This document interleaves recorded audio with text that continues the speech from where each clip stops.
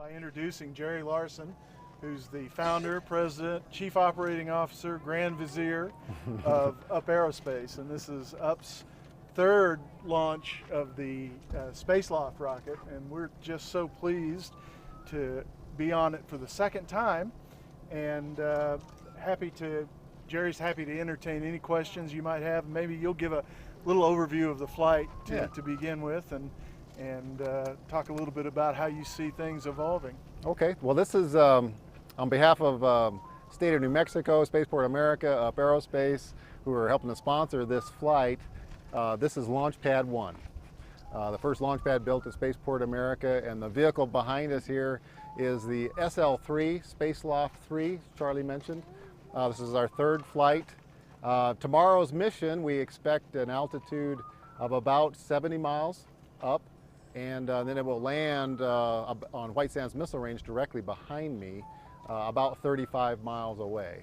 So the motor, as you watch from the VIP section, is a lot closer this time. You should get a really good view of it taking off. It's going to burn for about 12 seconds, and that'll be most of the show, will be that.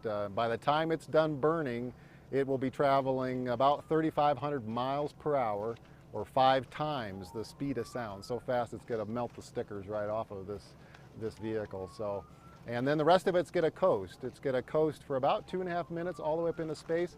You'll hear on the countdown net we have a C-band transponder, so you'll hear, if you listen to the launch controller, which is going to be me, relaying information from White Sands Missile Range. They'll track it, so we'll know when it's in space. You'll hear us announce that it's in space, and we'll let you know when it's on its way back down, and try to give you a play-by-play of where it's at and what's happening.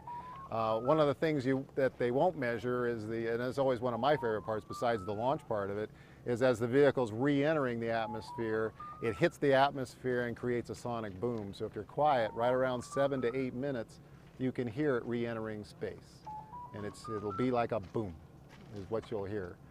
So anyways, watch for that. Sometimes people think, well, maybe something happened, something went wrong. No, that's to be expected. Any object coming back in from space will set up shock waves and create a sonic boom. So listen for that. That's always one of my favorite things about the whole thing.